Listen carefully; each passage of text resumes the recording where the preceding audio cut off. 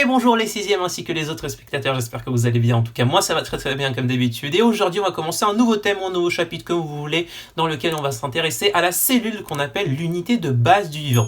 Comme vous le savez, ou pas d'ailleurs, autour de nous on possède le monde vivant et le monde non vivant. Et un être vivant, il peut se définir avec la capacité de naître, de prélever dans son milieu tous les éléments nécessaires pour pouvoir grandir, se reproduire et enfin mourir. C'est triste, mais c'est comme ça. Et un être vivant, il possède des caractères communs et des différences qu'on va voir dans ce cours.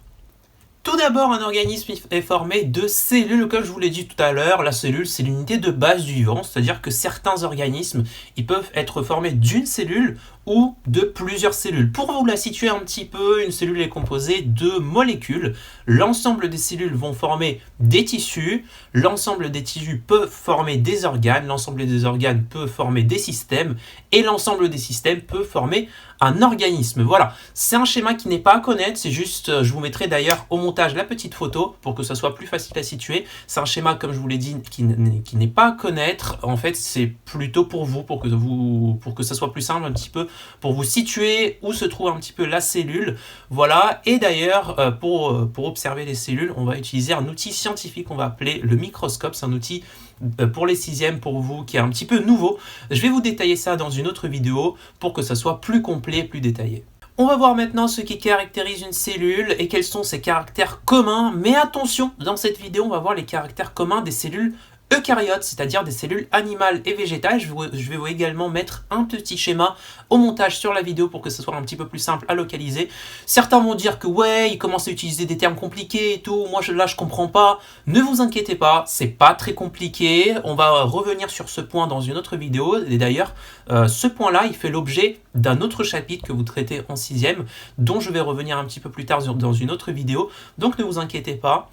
Tout va bien se passer. Tout va bien se passer, voilà. En tout cas, les caractères communs des cellules eucaryotes, ça veut dire des cellules animales ou végétales, c'est tout simplement une membrane plasmique, le cytoplasme et le noyau. Tout simplement, c'est très simple. En fait, une membrane, c'est ce qui va délimiter la cellule, c'est ce qui va entourer également le cytoplasme.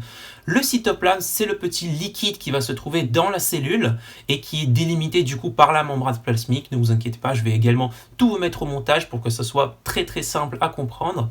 Et enfin, le noyau, c'est un petit cercle, on va dire, très souvent arrondi qui se trouve dans la cellule. Très souvent, sur les schémas, il est un petit peu plus sombre que la cellule, voilà. Pour que ça soit plus simple à localiser, je vous donne des petites astuces. Voilà, c'est cadeau, c'est moi qui régale. Donc voilà, les principaux éléments qui caractérisent une cellule. Ce qui est à retenir de cette vidéo, il faut savoir que tout être vivant il est constitué d'une ou plusieurs cellules. Il faut également savoir que la cellule, c'est l'unité de base du vivant. Et il faut également savoir de quoi est composée une cellule, c'est-à-dire qu'elle est entourée d'une membrane plasmique, qu'elle possède le cytoplasme. Et pour les cellules animales ou végétales, elle possède un noyau.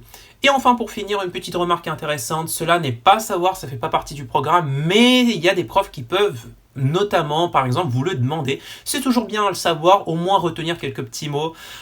Tout simplement, le noyau d'une cellule eucaryote, c'est-à-dire animale ou végétale, il n'est pas entouré d'une membrane nucléaire, il est entouré d'une enveloppe nucléaire. Tout simplement, quelle est la différence? Vous allez me demander. En fait, une membrane nucléaire, c'est comme une membrane plasmique, mais pour le noyau. En gros, en fait, il est composé de phospholipides. Voilà, c'est pas un terme qui est à connaître. Mais en fait, c'est pas une membrane nucléaire qui entoure le noyau, c'est une enveloppe nucléaire, tout simplement. Une enveloppe nucléaire, elle possède deux membranes nucléaires. Elle en possède deux, voilà, c'est la seule différence. Certains font l'erreur et disent que le noyau est entouré d'une membrane nucléaire, ce qui est totalement faux. Voilà, je tiens à vous le préciser. J'espère que la petite vidéo, elle vous aura plu. N'hésitez pas de vous abonner, de lâcher un maximum de pouces bleus comme d'habitude. Et on se retrouve très prochainement dans de nouvelles vidéos.